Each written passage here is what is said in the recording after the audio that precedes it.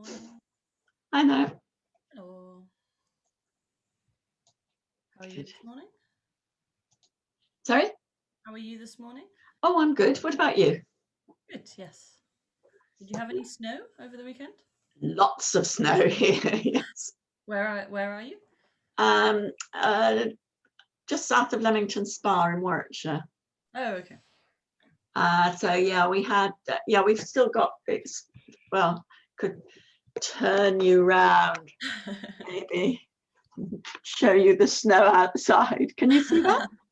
Yeah, you can just about. Yeah. Well, we've just lost ours. Uh, We had snow 3 or 4 days ago, and then very hard frost. So it lingered, but it's pretty much gone this morning. yeah, I think we're expecting it to get warmer. It's been about sort of -6, -7 for the last few days, so it hasn't really thawed. But I think today it's meant to be raining and it's probably all disappear. Yeah. Yesterday, when I went for my walk, it was absolutely treacherous. You know, little bits had thawed a bit, and there was sort of sheet ice under, you know, black ice under some of the snow, and it was quite. Anyway, I emerged without. I only fell over once, so it could have been worse. That was on a muddy hillside, so you know, the snow was on top of what was turned out to be just very slippery mud, so it wasn't a problem.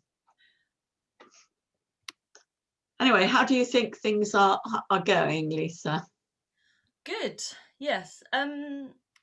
How far do we want to get before we send to our local experts? So how well do we know them? Do we want something quite polished, or? So who do you mean send it to whom? There were a couple of other people in the Isaac, in the IDP program that we wanted to send to for. Ah, okay. Frank, etc. Right. Okay. Yes. I don't know that it has to be desperately polished, but reasonably. Yeah. You know, reasonably near to the final form, so that they haven't got to wade through a lot of stuff. I mean, I don't think it matters so much if some of it was still in note form rather than being beautifully written, but I think we'd want to feel we got all the main points in, wouldn't we? Yeah. A couple more iterations then.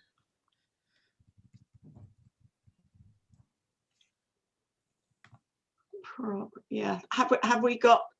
We've got the thing that's called first draft. Yes. Which you updated, or somebody updated yesterday. Yes, I added comments to it. Yeah. So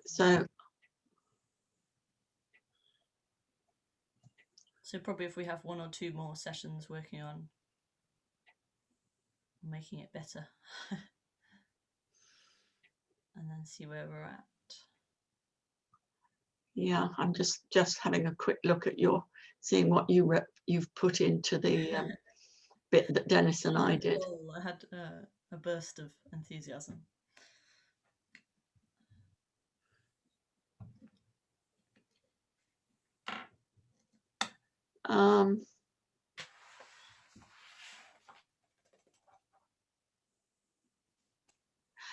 Yes, that I'm just reading your comments, that bit about data needed for model input calibration and validation, I'm not quite sure where that came from. Oh, okay. Well, I mean, it was what I did was take what Dennis had already done and then go back to the bit where we all sort of brainstormed things in that document. I forget what it was called now, but you know the one I mean, that you had, the policy list. The first one. Yeah. And that must have been broadly in there then. So somebody put that in, but it wasn't specifically me. It seemed to sort of fit in there.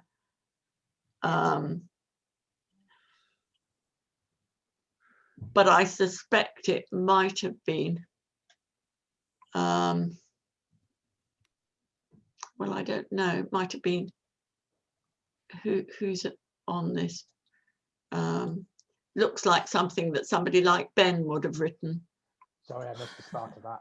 Which section are you talking about? Are you with us? Yes, okay. Yes, yep. Sorry, I wasn't looking at the screen, so I haven't a clue who I'm muttering to here. I was just looking at the first draft version. Yep. And Lisa had written some comments about an overlap with the data section, and I was just saying that I hadn't written that particular, I mean, I pasted it in here, but I hadn't actually originated that thing, and I thought maybe you might have done. Well done. Yeah, I remember doing some cross-referencing. But yes, it's not cross-referenced at the moment, but right, okay. But possibly. Are you looking at the first? No, I'm just trying. I've got so many windows open. I'm just trying to find where my Dropbox is.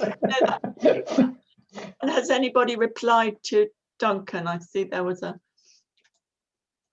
an email from him wanting the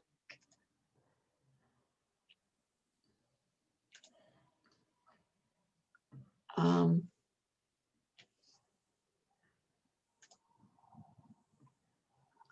Which I can do if I get it up.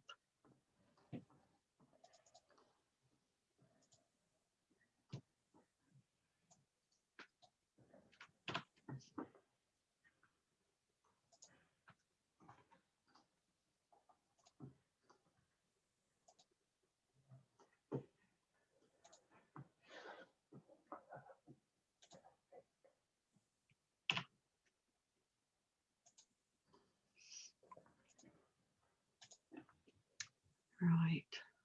Oh dear, and Chris hasn't got it either.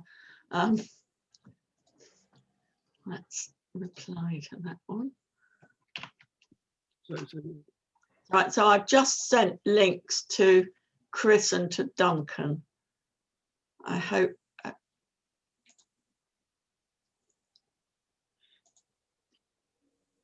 So hopefully they will join us soon.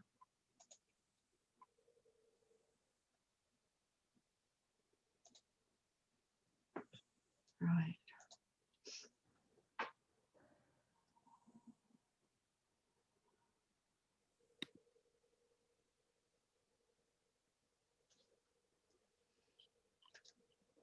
I finally have the document up. So which section were you talking about? Sorry, well, we were just talking about, because I had a go at this section 10.1. Okay. Over the last few days. Yeah. And I was sort of partly writing bits and partly pasting in stuff that had come from our original brainstorming. And there's a paragraph that Lisa has commented on about the fourth paragraph, really starts more generally data are needed for. And I didn't actually originate that, but I thought that might have been one of yours. Sounded a bit like you, but anyway, regardless, it needs some cross-referencing with the data paper. Yeah, I'm not actually sure that is mine. No, I don't know where it came. It does. I mean, it doesn't matter at all, except that we hopefully I've put in. I mean, some of these things might want to be expanded, but maybe there's enough there.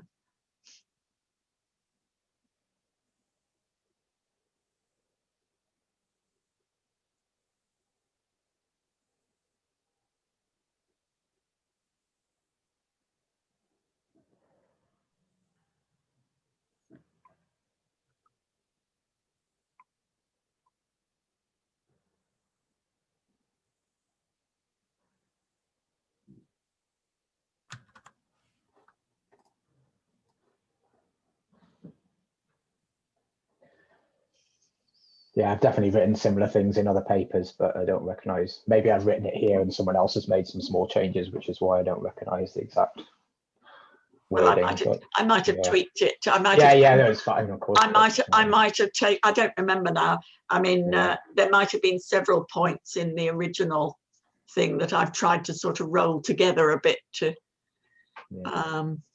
Anyway, it's there, and some Yeah. cross-referencing or modifying it's needed. Yeah.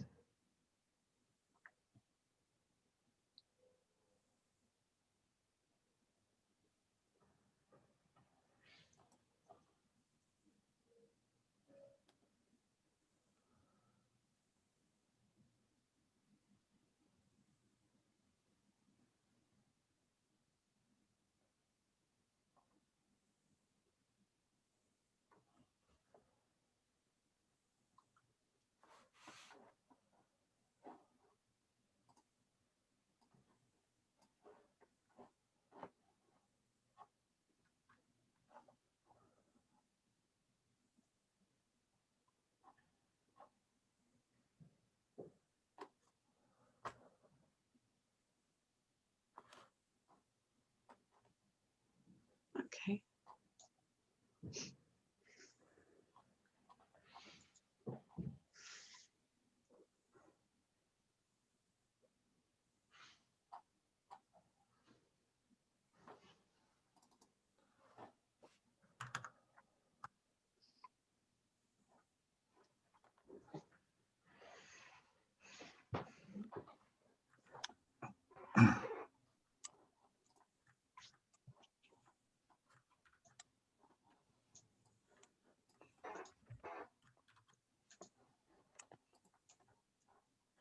So going back to your original question, Lisa, and I'm not sure everybody was there when you posed it about sending it to additional people for comments and so on. I would have thought it was nearly there. Yeah. But can you hear me? Yes, I can. Yeah. Yeah. Okay.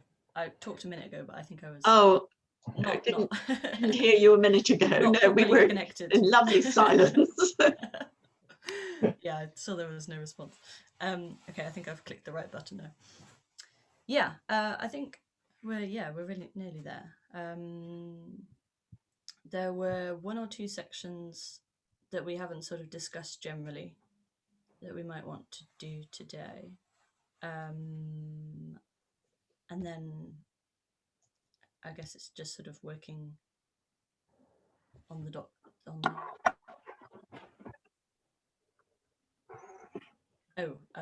the other thing that I thought we should make a start on is references and examples and things like that.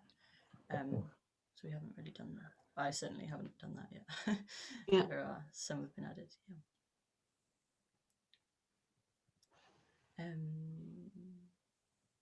Okay, so I think we discussed Kerry Ann's section.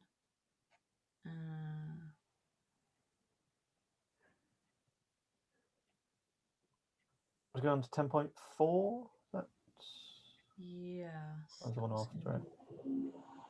What does that mean? Yeah, 10.4. Yeah. Okay, so just talking about models, unless they're used, don't really do anything. So they need to be actually kind of put into policy, and also, I suppose, policy making is being part of the decision making, the modelling process, and modelers being part of the decision making process. Looking at the sort of off-the-shelf models we have, and actually some of the modeling techniques that might have been used 10 or 20 years ago when various modeling groups were doing this. The modeling techniques might have updated, and really kind of saying that models should be kept up to date rather than being break glass for they should be available to be used at any time, as opposed to just when the pandemic starts or the threat happens. Something about political, it may become a political, so when the models have been, when the models are used, they become political artifacts as well. So therefore, the documentation is very important. So assumptions are very clear. So it's not just the model itself, it's also the documentation and indeed the code. Something about advice needs to be informed by policy, and policy needs to be informed by advice. I'm not sure what I meant by that. So symbiotic relationship built on reciprocal trust. This is basically saying don't annoy the modellers too much. I suppose, or vice versa, really. Modellers shouldn't annoy the politicians too much, and they should speak truth to power. Communication of the advice. So as well as getting a great model, perhaps we should think about communication of that model and scientific advice, ideas. And policymakers should think about understanding of science as well. So something about the Government Office of Science being the brokers there, and SAGE asking questions of modelers, and also something about the sort of learned societies. So I think over the time, actually, quite a lot of them have said things. And whether that actually wants to be sort of independent modelling teams, or whether they, the sort of Royal Society thing, it seemed to evolve into members becoming part of SAGE, as opposed to doing its own models. Something about the organisational structure of the modelling advice can become too bureaucratic. So SPI-B and SPI-M are basically set up as hierarchies. Whereas perhaps they want to be more embedded. Co-creation of modelling advice. So modelers want to work with policymakers. So should modelers be embedded in policy units, but rather than being remote from them? But you also want to have the independence of the scientific advice, making sure that gaps in scientific policy are filled, and just something about structuring that advice or that modelling to have the best results for policymakers. And actually, Lisa has put something about Joint Biosecurity Centre. Yeah, I don't know if you've heard of that one. Yes, I mean, that's another political thing, isn't it, right? So, because it's obviously part of NHS Test and Trace and part of the National Institute of Health Protection. So I think it was designed to set up so that there would be some control over the modelling, if you like, or the analysis. But yeah, I mean, I think that was set up as a political response rather than a sort of, but maybe that's... It was the only example I could think of where sort of academics were actually embedded. Yes. In kind of right. Type, okay. Type roles. Yeah. Is what I was going for. No, that's a good idea. So it's interesting because I haven't really heard a lot of the Joint Biosecurity Centre. Seems to have gone into the background. I'm not sure why, but yeah. So we can certainly mention it. Yeah, but I think other than that, there aren't many instances of academics actually being... But I suppose there are analysts within government, the whole true, government and the analytics function within government are there, but they're probably kept at arm's length and sort of kept in there. They're not necessarily in the number 10 policy unit. They may be though. I think there are. Yeah. Well, I think also one finds that the the analysts in government often have very particular demands on them in terms of needing to keep turning around policy advice on very tight timelines and so on. I mean, this probably varies a bit between sectors. I mean, it's certainly the case in as usual, what I know about Best Energy, that this is a big pressure on them, though. I guess in energy, there's just a heck of a lot going on in terms of policies looking towards net zero, which and I suppose that's the point. That.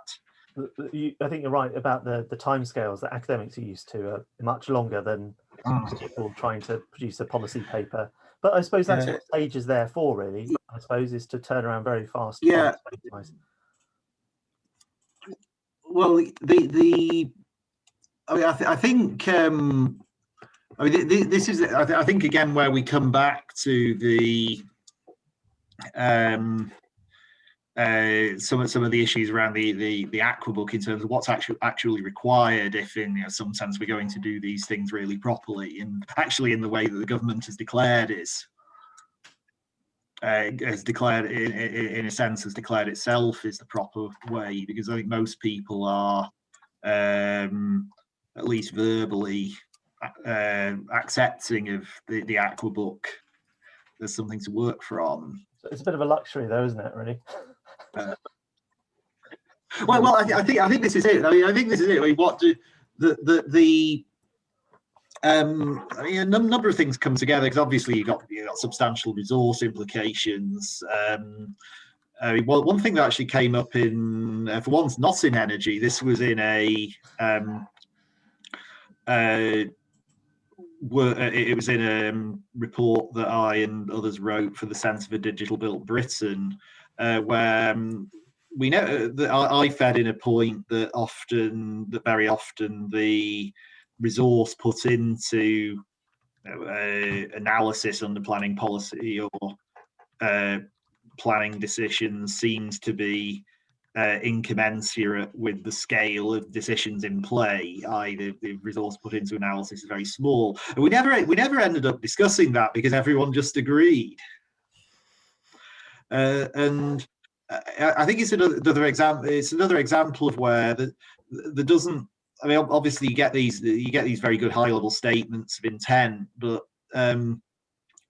it's not clear how you take us. Not how you. I mean, obviously that's kind of what we do as academics, but how government itself takes a step back and say, this is, if we actually mean this, here's what we would do, and here's how we would implement it.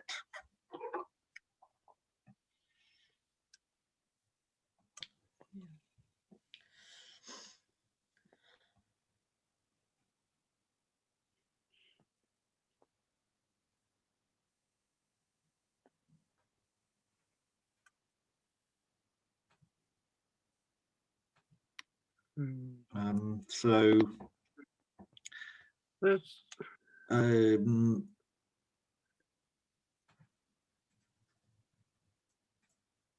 conversation stopper. Well, so make a general. Sorry, I was thinking. But this integration of modelers into the decision-making process, I mean, doesn't make much mention of the need to integrate things like economics and behavior into advice. I think there's been in existing processes far too much of a tendency to get, quote, scientific advice on a part of the picture, and then leave it to politicians to balance, opening, closing schools against the economic costs, whereas I mean, obviously, whereas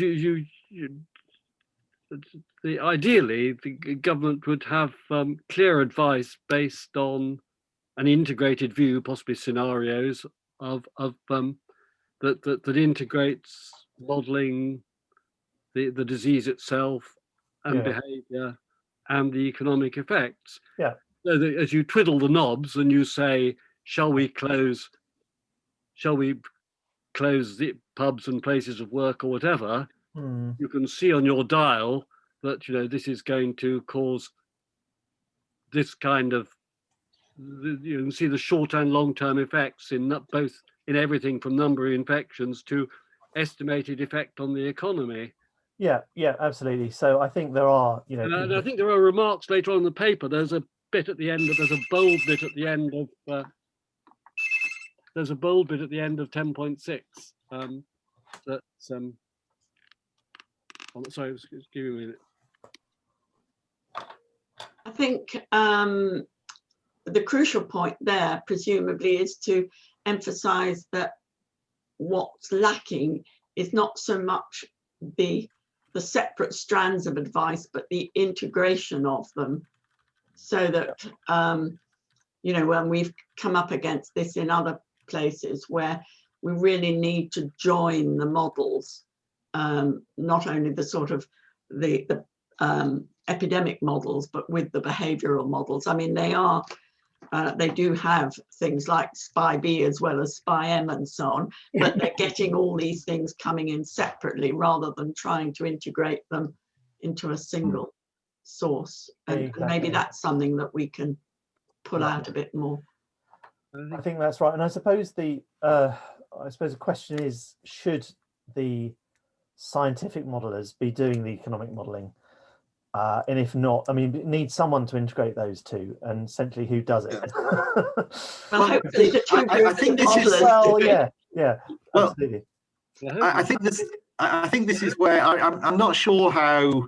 I mean, I'm not sure how this fits together. I mean, most of the people I've ended up dealing with in business, energy, and industrial strategy have been from the economics profession, but I'm not sure how. For instance, GoScience and its role in oversight of government modelling and government analysis connects up with the economics profession. I mean, I'm pretty sure that some of the multiple bodies that have some kind of oversight would look at modelling across government as a whole. But it's certainly the case that a lot of the issues are very similar across all of the economic, behavioural, and scientific angle of modelling for decision support. But I just don't know how this does or is supposed to join up. I think it's sort of an open question. I think, you know, it would be great if we had an economic and epidemiological model together. But of course, you have to put a utility on people's lives then. You know, just get a utilitarian view of an epidemic as well, which yeah, that's a slightly. I mean, I think that's a slightly different thing because when we say link them together, it's not necessarily in. There are common issues simply in terms of general ideas of modelling for decision support, but the question of how you bring these things together, it's very often the case that when you have partial information, sort of bringing everything together in a single on a single scale, which usually ends up being money, is a very shaky thing to do in any terms, and that actually you tend to the natural thing to do tends to be to have a more deliberative process, i.e. a political level decision making, trading these things off. Because I suppose one of the reasons I talked about scenarios is that I'm not thinking that bringing economics into the modelling is a sort of pounds, shillings. It's just a sort of pounds, shillings, and pence. I mean, it can be. I'm thinking more broadly of societal impact of it. So, I mean, for instance, you might come up with a wonderful policy for stopping the epidemic, which involved shooting people who were coughing on site, and so that would be a non-pharmaceutical intervention, which the epidemiologist could. I guess there's some kind of, it's some kind of. So it's social, perhaps rather than economic, that might decide you that that's not actually, although economically very effective, that's not a policy that is acceptable. But that any of those sort of judgments are political. I don't think we should overthink fair enough. How ideally you would incorporate economics behaviour and everything, because that's a separate challenge. I think we should just say that it's desirable, and I think it is an important point to make, particularly because the impression one gets is that a lot of the government thinking has been focusing in on small parts of the picture instead of looking at it overall, and particularly has failed to balance long and short term things. I mean, for instance, so like, you lock down 1 month and you unlock the next and so on. It's bad for a whole lot of reasons which are not mathematical. It's bad for public trust, It's also probably bad for economic planning.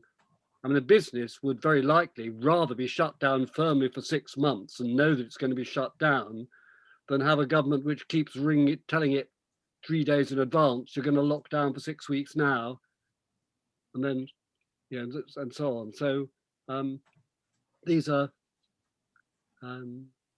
so I would hope the economics paper will cover sort of some of these sort of behavioural things and trust issues, but if not, perhaps they need covering somewhere. But as you say, it's sort of integration of the behavioural and the economic into a broader model. Yeah. And perhaps, I mean, Lisa raises this query at the beginning of this section I missed that. about what you mean by advice. And so I suppose perhaps we need to be careful about what. Yes, I just thought maybe we should agree on terminology here. Having read the next bit, I think you mean scientific advice, yes? So I'm trying to work out where I said the word advice. Sorry, here. At the beginning of sections about the. Oh yeah, okay. Oh yeah, advice needs to be. Yes, sorry. Just making the distinction there between the policymakers and making the decisions rather than the modelers.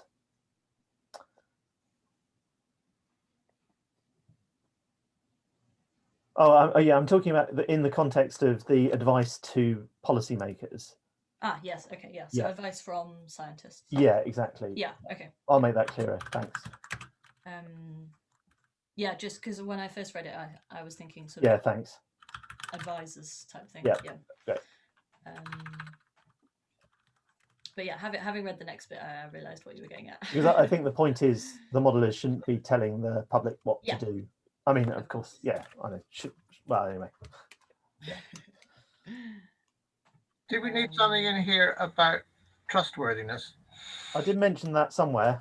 Trust. I put the word trust in somewhere. The third paragraph, I think. Well, it says a relationship is set up based on reciprocal trust.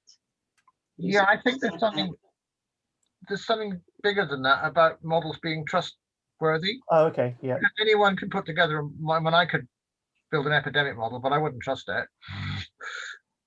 We trust you, though. That's the problem, Duncan. Yeah. I think there is some reference to that, maybe not directly, but some discussion of that in 10.7 as well in the technical model section that we could maybe link to. Yeah. But it does link through to that, but I think it's something that's probably needs to mention, in that section as well. Okay. So I'll link it through to the 10.7 thing, is that right? Yeah, I think so. There's some models trustworthy, the trust between modelers and policymakers. Yeah, I think 10.7 hopefully is going to say a little bit of why we think models are trustworthy, as opposed to the fact they have to be.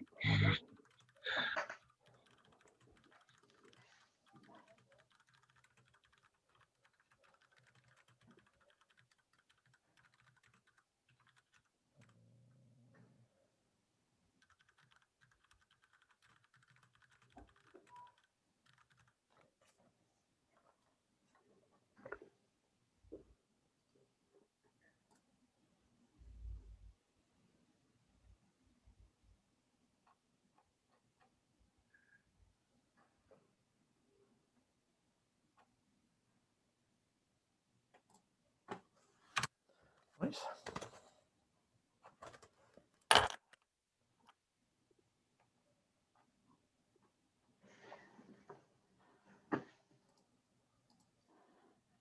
A few things throughout that I thought would be sort of worth reiterating in either some kind of introduction or discussion, just to kind of flag those up.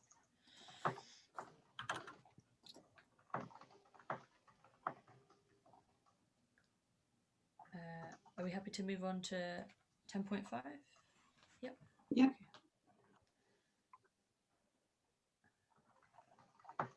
Okay, so this is my one. Yeah, I think we'll probably want to say. So I've split it into three. Part A is what I would call the interface between science and policy, or perhaps modeler and policy. And then part B, between scientists, and part C, the sort of interface with the public. I think there's probably quite a bit more we'll want to say on B and C, but take a look.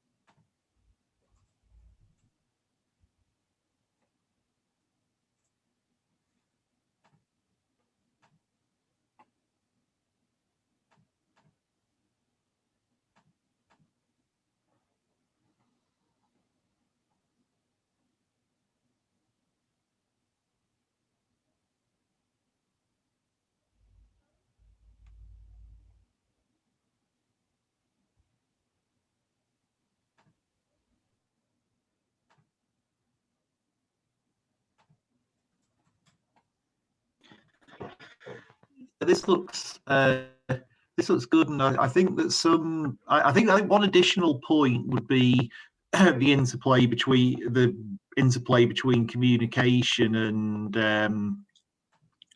what underpins it in terms of science or modelling, and whether we actually have the necessary, for instance, uncertainty treatment in the modelling required in order to be able to communicate in a realistic way.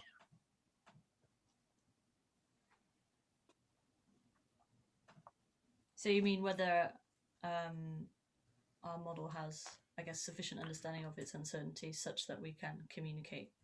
Yeah. Is that what you mean? Yeah, or to put it another way, to see whether the relationship between the between the model outputs and the real world is actually understood as a basis for that then communicating the model's use with respect to real world applications.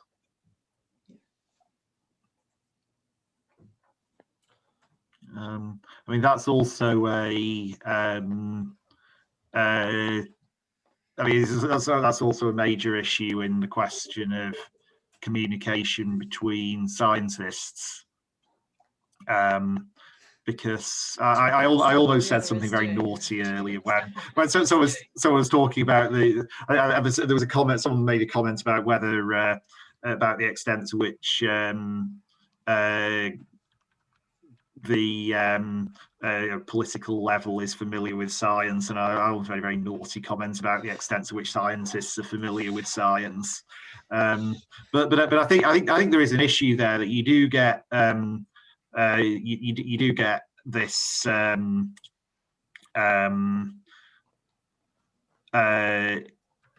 coming up. You do get as either kind of lack of meeting of minds or lack of common language or completely different philosophies which inhibit communication between scientific groups. But again, just yet another story from the energy world. I was on a workshop yesterday where someone from Peter's sort of world asked whether modelling has consideration of uncertainty, and then got a response that was answering a completely different question.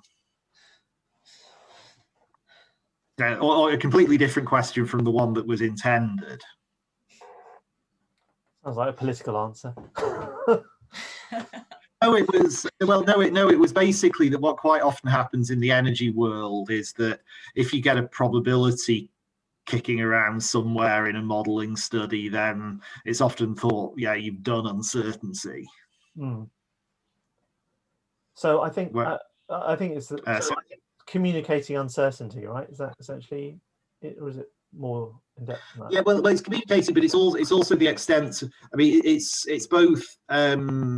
I mean, another way of coming at this would be to say that it's both about communication, but communication has to be underpinned by having something to communicate. Okay.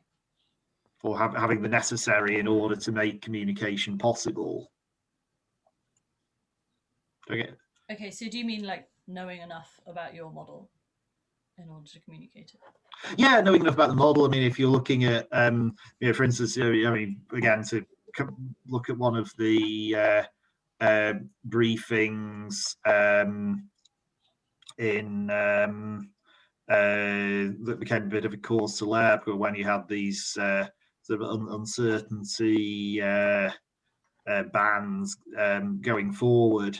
I mean, if you're looking at, if you're wanting to present any kind of projection coming from a model, do you have a have one example, which is the kind of things I think about, is would you have you done sufficient analysis associated with the model to be able to produce those in a meaningful way? So, because if you have a what tends to happen is that if you present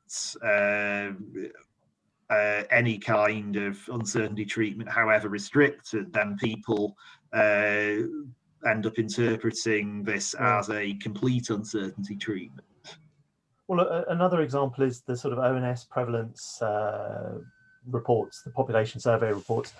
They, up until last week, they used to project into the future the central estimate, and now they've stopped doing that because people are basically taking that as the trend and interpreting it as a trend where it wasn't necessarily there. But I think it's, things about communication of uncertainty and risk and just general communication. So, I think one criticism of the scientific response is the communication has been not ideal.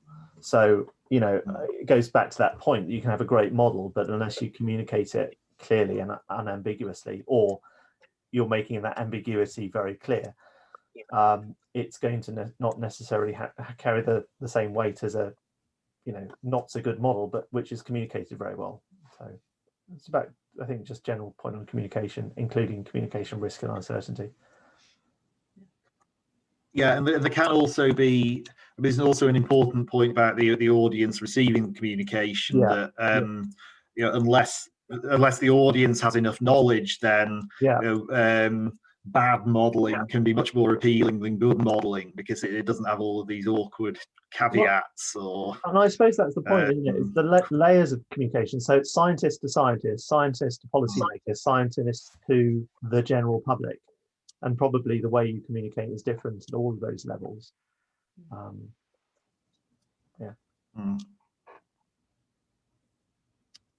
the point is, it's being done in one way at the moment, I think, in terms of, these number 10 press conferences addresses every audience.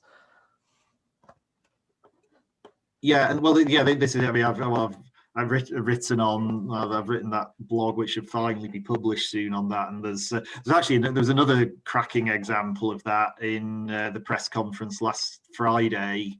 It's another example of where you've got to think not just about what you thought you'd said, but about how it will be received. Because there was a load of talk about how evidence about lethality of the new variant is very tenuous, but then there was a section where Patrick Vallance said what we're talking about here is that if out of 1,000 people infected with the old version, 10 would die, we're talking about it being 13 or 14, and that likely will completely have dominated all of the matters about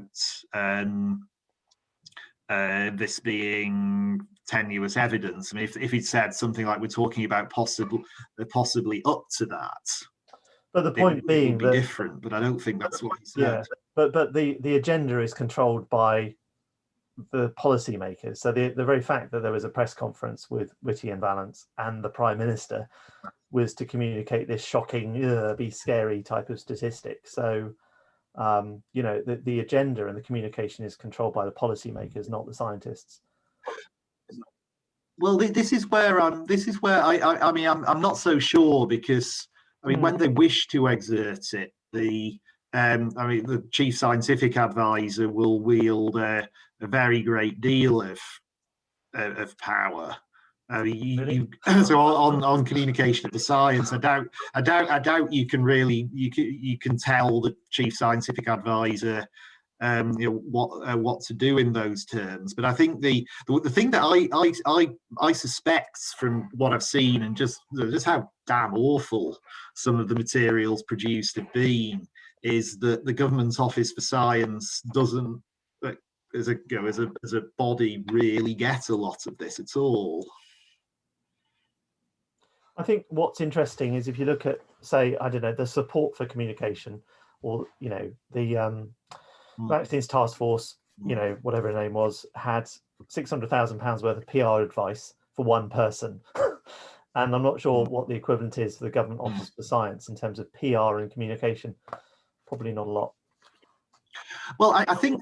Well, I mean, my concern is actually more not over PR and communication, but over the actual science of what's being put up. Because you've had stuff put up where if someone who understands these things had taken a quick look at it, it would never have been put up.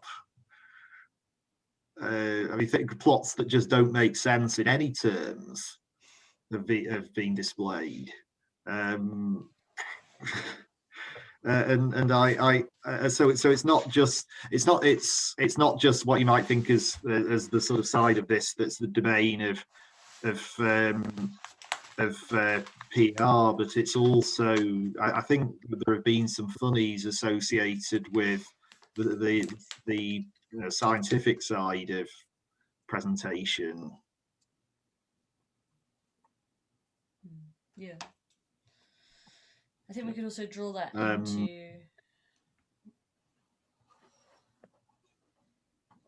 I think we could also. Has my microphone gone again?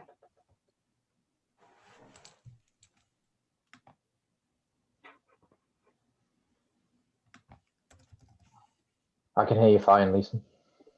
I found you a little bit quiet, but I could hear. Ah, I'm probably too far away. What was I saying? Just that we could probably pull in what Chris was saying into sort of integration of modelers again. In, as you're saying, if like a scientist or someone who understood what was going on had taken a quick look at the graphs, they would not have been presented. And I think we could probably pull that into the sort of integrating the modelers into the response, as well as sort of communication.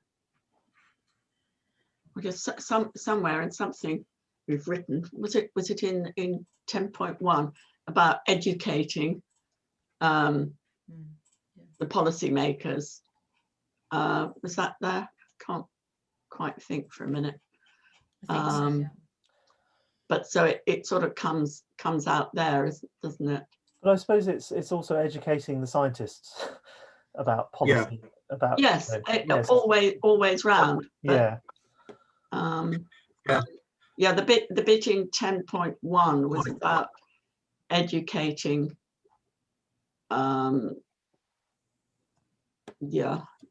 It was educating about science, not educating about policy. So whether it needs to be expanded in 10.1 or put into a separate point, perhaps it's better as a separate point down here in the communication. What do you think, Lisa? You wrote this. Yes. Yeah, I think that's a good idea. Even just to make sure that we're reiterating it. Exactly. Saying something twice is better than not saying. Yeah, but also it's particularly important, I suppose, the point that's coming up here is particularly important that those doing the communicating to the public in this instance do really understand the science. Yeah. So that so that the material that the slides or whatever is actually Yeah. Yeah. Right. And sorry, but I think the other point is that the government might say there's a press conference now, which I think was very true about the I forget which one it was, and therefore it's almost as though there needs to be slides that are available at all stages, rather than we don't have the luxury of time when the policymakers say, got 2 hours and we'll be live on television broadcasting to the nation. Yeah, I think the one of the central sort of central messages of that piece I wrote, or probably the central message, is that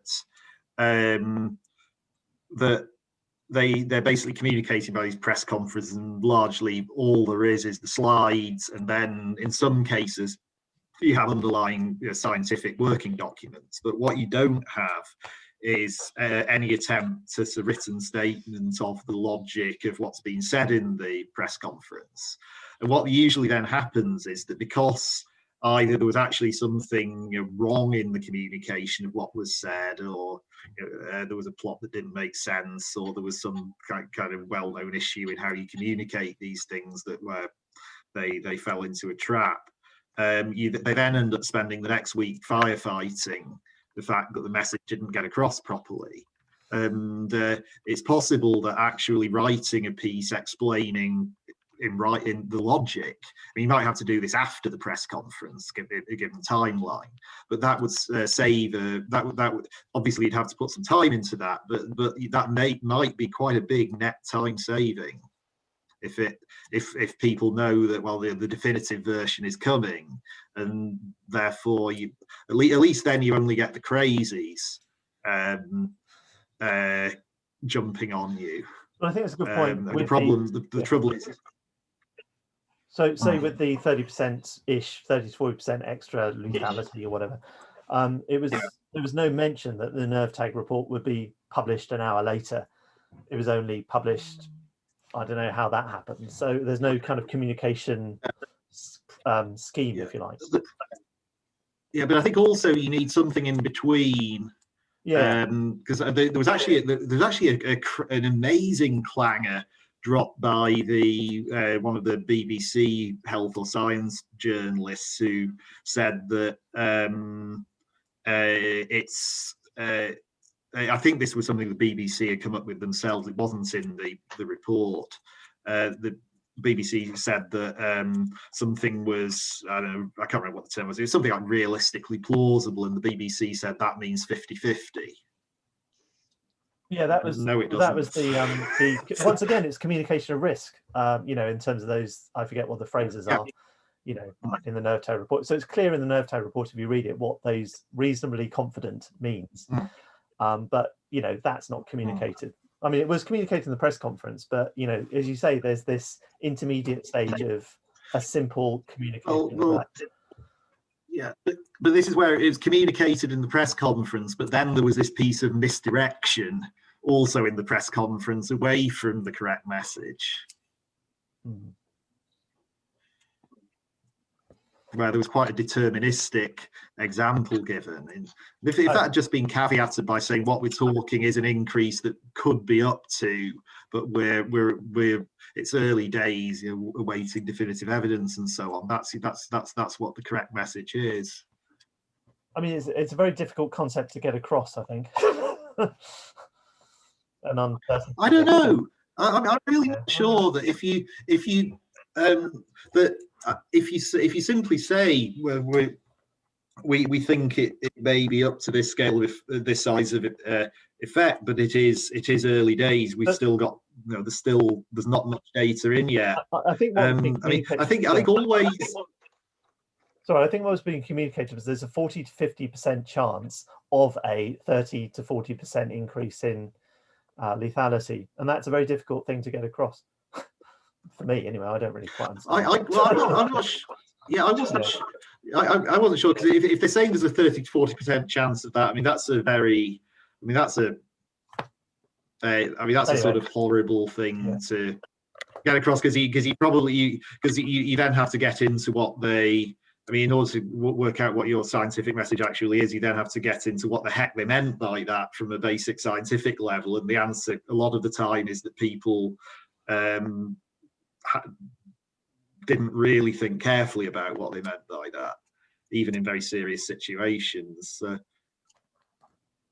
But again, if you actually got something beyond the slides, if you actually have a written document saying this is what Patrick Vallance meant, then we would know what Patrick Vallance meant.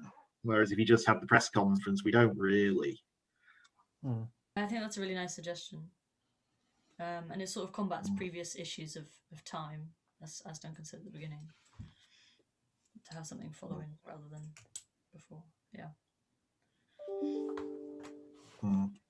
Yeah, or sometimes it'll be practical to have it published at the same time. Sometimes it just won't. There just isn't time. It'll be case by case. But I assume that all the communications are controlled by the Cabinet Office, and so it's very controlled what Cabinet Office and Science can communicate.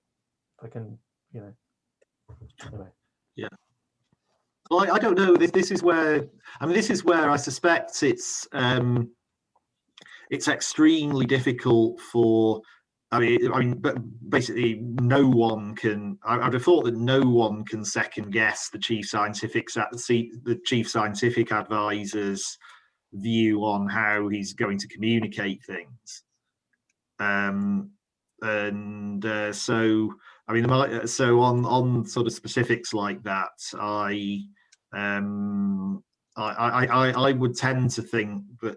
I mean, my suspicion is that there are elements of this that the Government Office for Science doesn't really get. And in pandemic situation, if the Government Office for Science said no, everyone else in government, we're going to need to put out a statement of describing the message, then I can't really see that not going through if the Government Office for Science really put its foot down.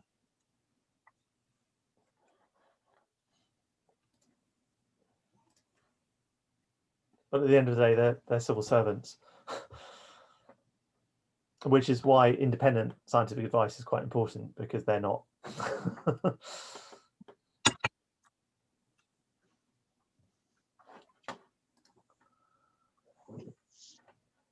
Want to say anything else about between scientists?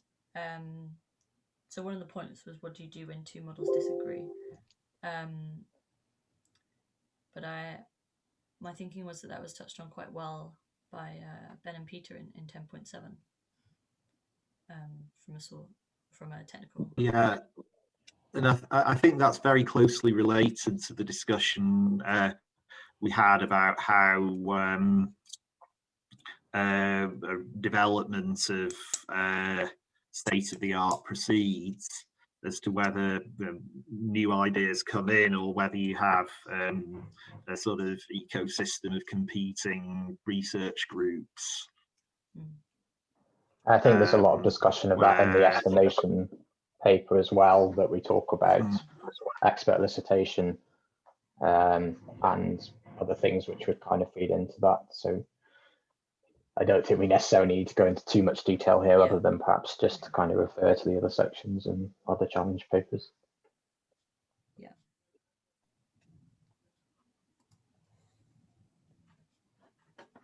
Yeah. Okay. I'll make a reference to that.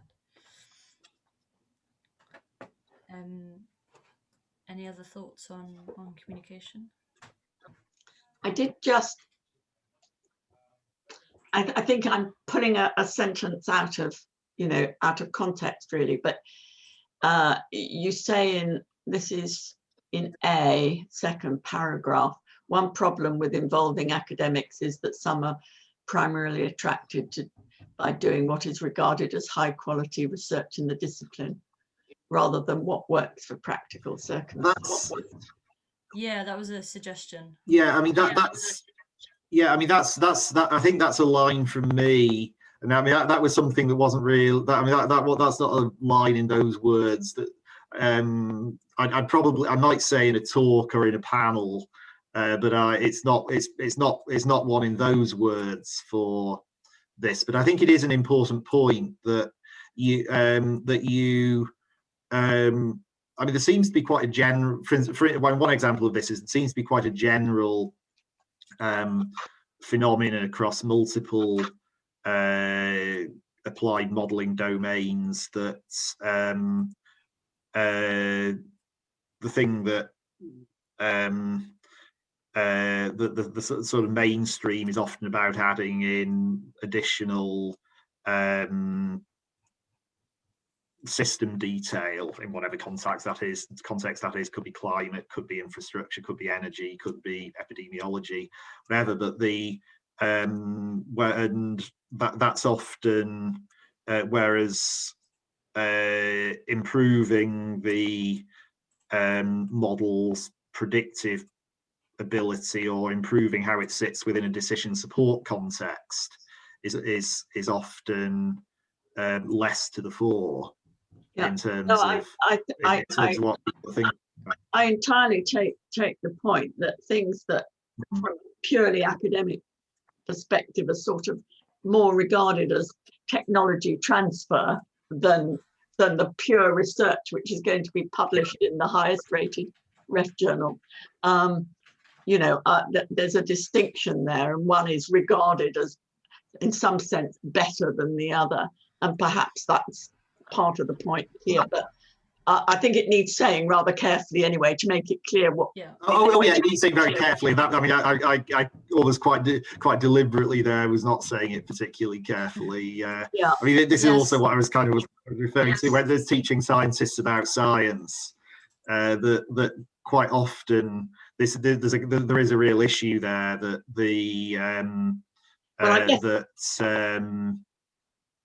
But I was only going to say that the important thing probably here is to stress the importance of the development, in line with the actual problem, and sort of downplay the bit about pure research for its own sake. Yeah, well, I mean, the way to say this might be to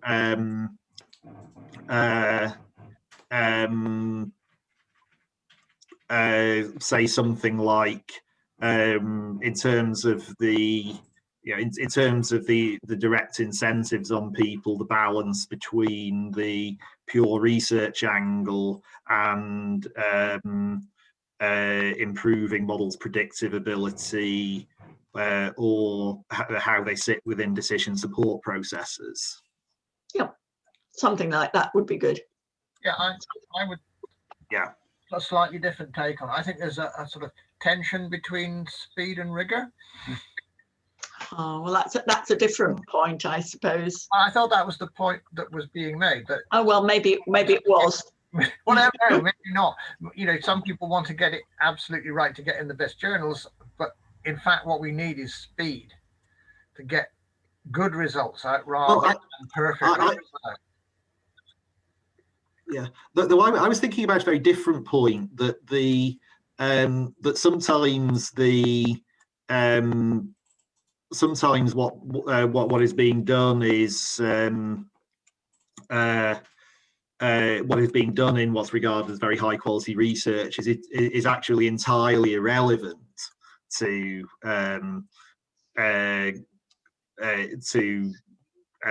using modeling in a logical way in decision support. So very, very often adding in lots and lots more system detail, for instance, can degrade your ability to work out what the model's actually saying about the world. I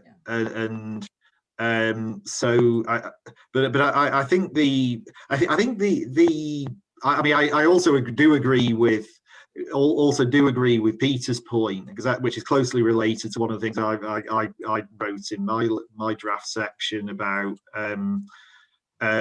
how you present how you develop model-based advice in emergency circumstances, when you have some sort of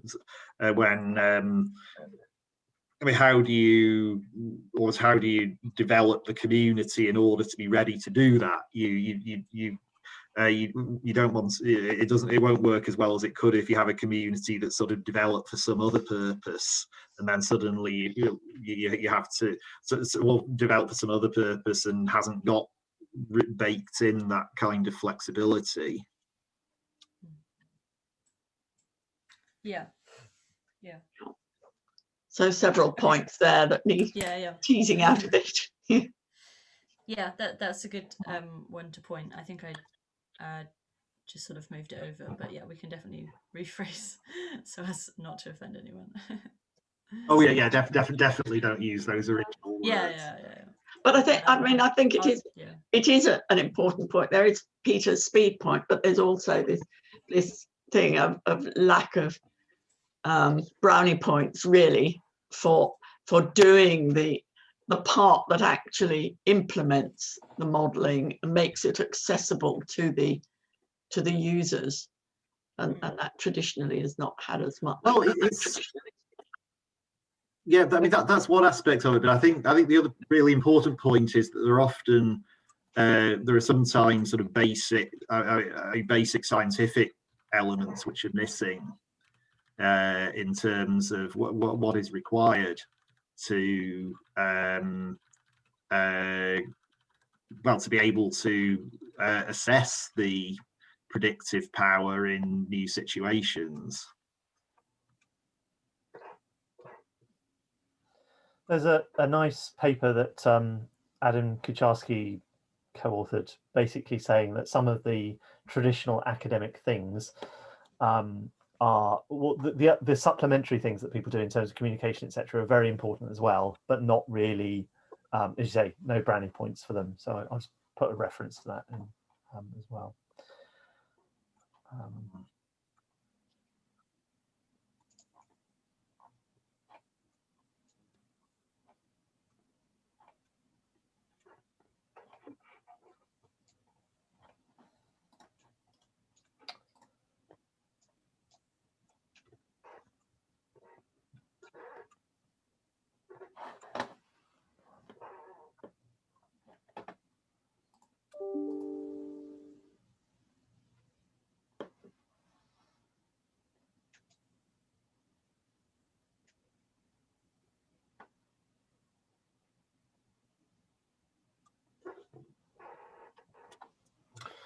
I think what has worked fairly well is that there hasn't been a complete breakdown of between scientists in terms of the modelling groups. So they haven't started fighting each other, at least in public. I'm sure they are in private, but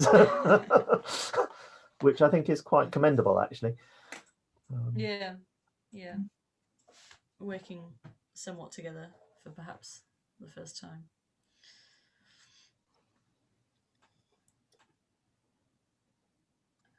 Did you manage to find a link?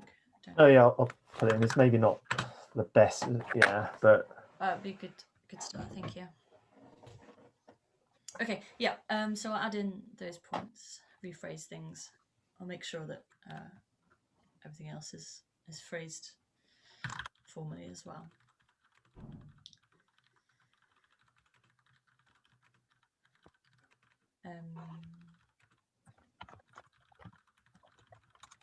Shall we move on from communication? Yeah. So we haven't looked at 10.6. Are there any others we haven't looked at? So for 10.7, there's an additional section that Peter wrote on inverse modeling, which I've integrated into the main text. So I don't know if Peter wants to talk about that as well, given he's on the call. Yeah, Peter, would you like us to take a look at the inverse modeling section? Sure. Yep. So that was written slightly, I mean, I just wrote it to explain what I was doing, so it probably needs, it's probably not quite in the right style. I think it's probably a bit more mathematical, which I can edit out. I can change that. I think if you could, that would be good, simply because, you know, it sort of jumps out at you a bit. Absolutely, it's totally a different style to the rest of it, and I need to do that. But I wrote it as a sort of statement of what I meant. Yeah, but I think it's really good to have. Yeah, I think I can take all the maths out. Yeah. Yeah, no, I really like it as an addition though. Yeah. It's nice. So was there anything in 10.6 that you wanted input on, Lisa?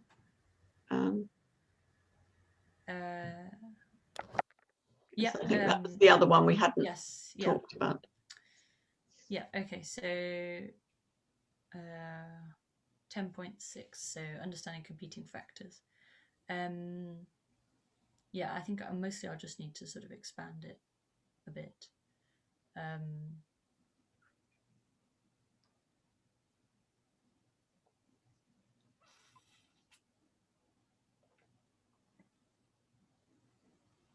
There's a bit, you've got this bit at, sorry, No, carry on, sorry.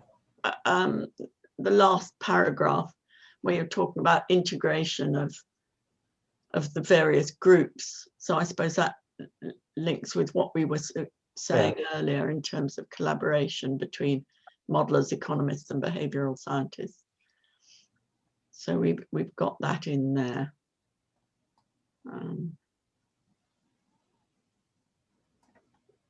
So that sort of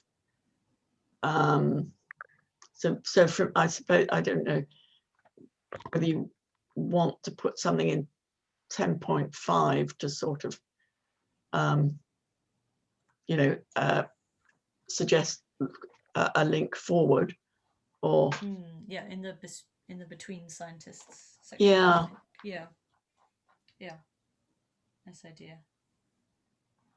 In the second paragraph, it says, firstly, the economic impacts cannot be underestimated. Yeah, I'll choose a better word. I see the problem here. Yeah, cultural, social, language. I think really here I just want to expand a bit more and include some examples and things.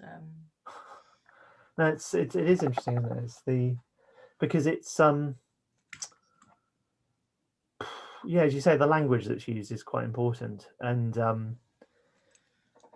you know, if we're talking about the sort of behavioral things, I mean, we're talking about, you know, the current thing is jabs.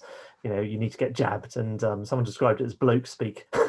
You know, the idea is a sort of a fairly aggressive sort of thing to say, which may not be the best communication, but maybe it is, and maybe it's been thought about, but maybe it hasn't. But of course, that feeds back into the behavioral sort of, and indeed epidemiological models as well. So, you know, the communication, how it's communicated, feeds back into the response as well.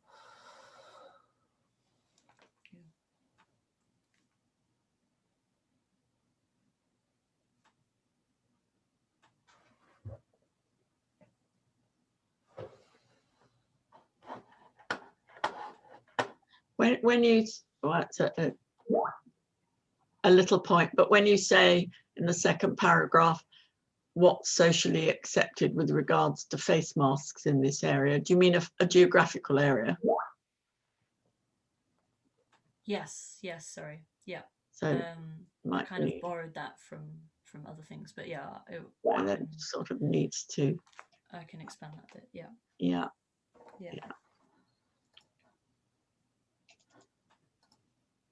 Although I might take that out completely because it's not really relevant for. It's not a problem we perhaps have as much in the UK, and our paper is generally UK focused.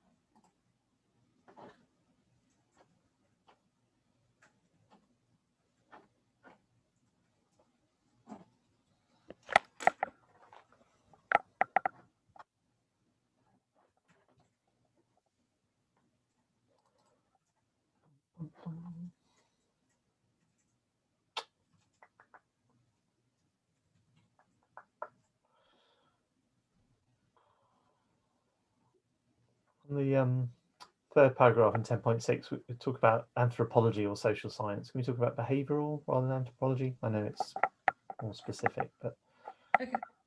yeah. Yeah, I guess that's yeah. Or, I don't know.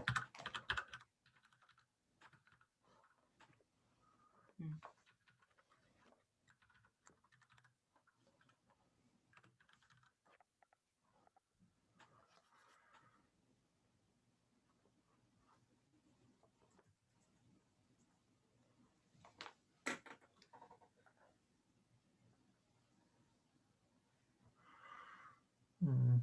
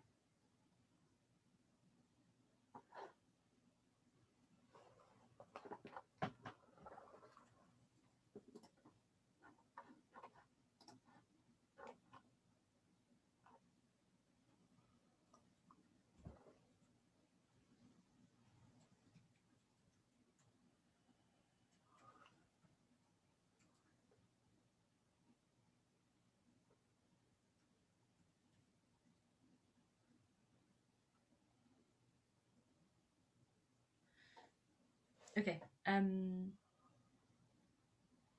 Anything anyone else wanted to add? Okay. That's really helpful. Thank you. I can add in those bits. So I think we have now touched on everything. Mhm. Yeah. Okay. Well, I think it's coming along quite nicely. We have something.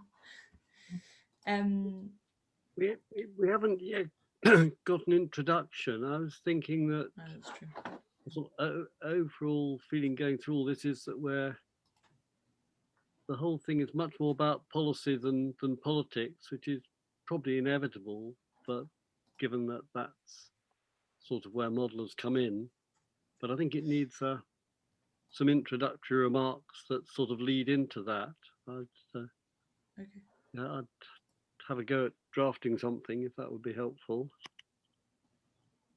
Yeah, that would be great. Thanks, Dennis. Do we think we also want some kind of conclusion discussion at the end?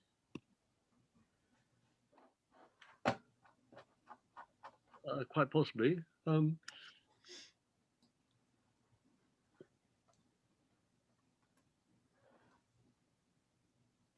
The challenge will be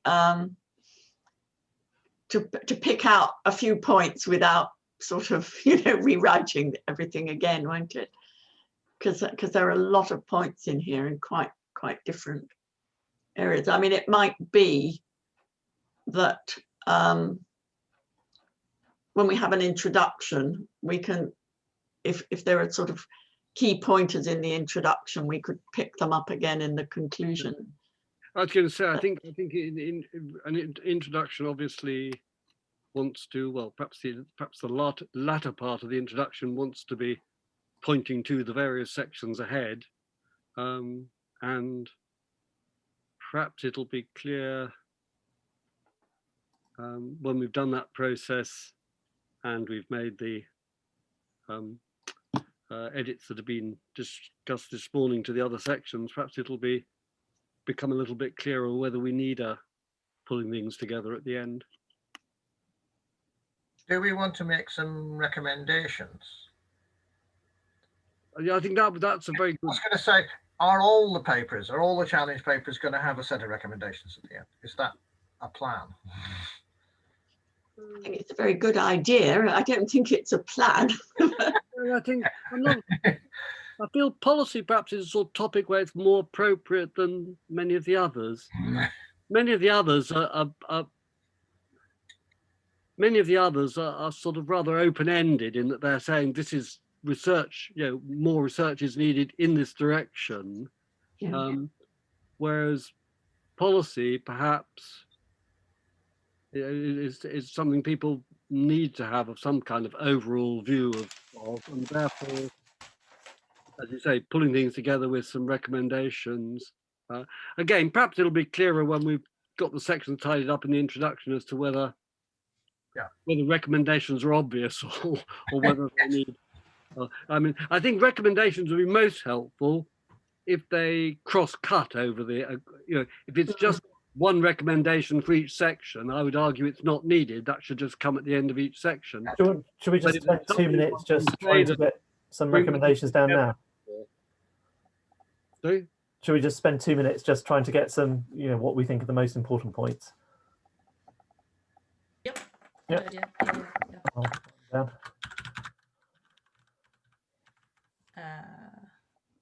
Okay.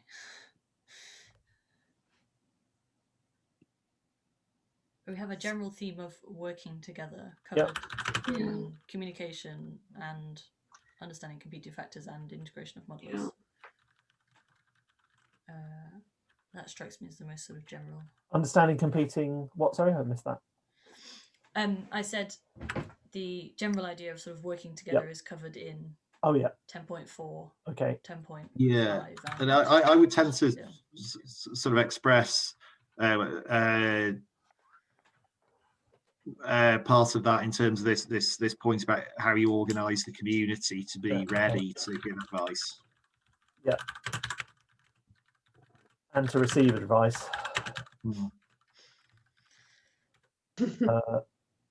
So working between, I suppose, between the behavioural, economic, I don't know, epidemiological, maybe. I don't know if it's a major point. Where are you suggesting this goes, Duncan? Sorry. Oh, just the end in the recommendation section. Yeah. Somebody is clattering away, so is somebody typing it into something? Yeah, that's me. No, that's good. I just wanted to make sure it was being captured. So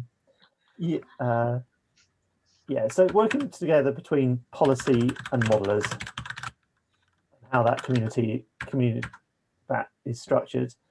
Working between modelers, I suppose this is about how different modelling groups work together and produce a general advice.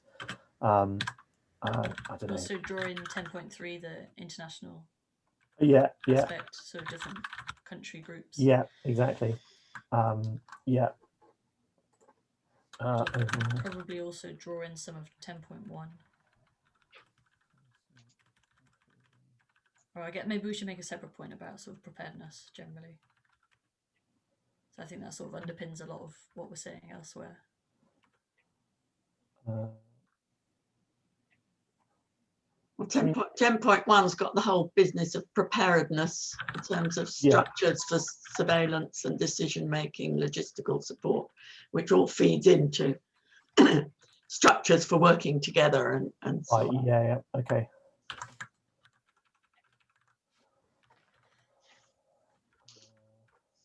And communication, maybe. I don't know if communication is a big thing or not. So the whole thing about modelling for the sake of it doesn't work. So communication to policymakers and to the general public. Yeah. Although I don't know what recommendation we give other than being better at it. Well, maybe it's just to learn about it. Maybe scientists, should because I think there's a tendency for scientists to say, policymakers need to learn this stuff. And I think maybe we need to say that scientists need to learn the policy and the dark arts of communication. Yeah. So Well, no, maybe I we'll think sort of- it's. I think it's. Again, I think we're not. We're.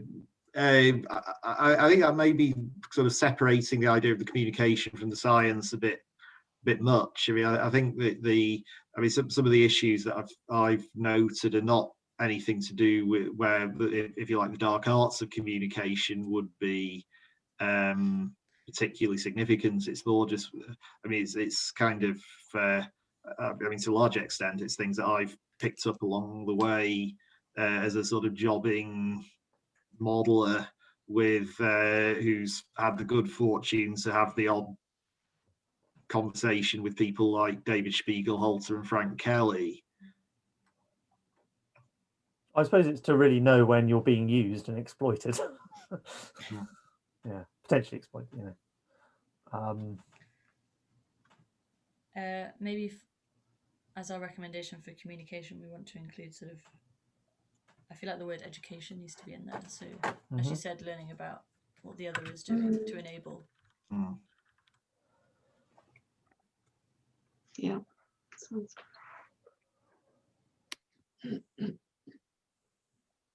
And I suppose that's the other thing is that you know, for once, science has a national audience, right? That when does that happen? So maybe just making sure we don't lose that when the press conferences stop. Well, it is also the other side of that is may have commented on this before, is that is that people are thinking, or it has come on people's radar in, well, certainly in general media, general society, almost probably in government, that the way that scientists work together with government really matters, and that this is something that maybe we need to think about. Yeah. Something that needs to be, worked on. Yeah, I mean, our recommendations for some things can simply be, we need to work on. We need to think about how to solve this rather than we know how to solve this.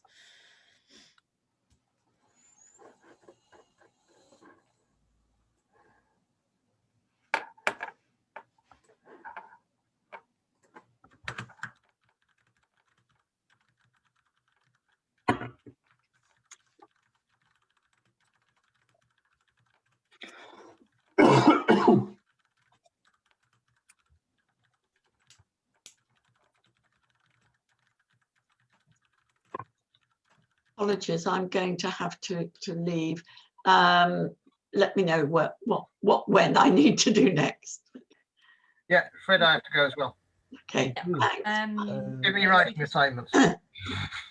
Yeah. Okay, so we'll reconvene next week. Yeah. And hopefully we'll be one step further. Duncan's just typing going to be a separate page in the Dropbox, or No, I'm just at the end of the document.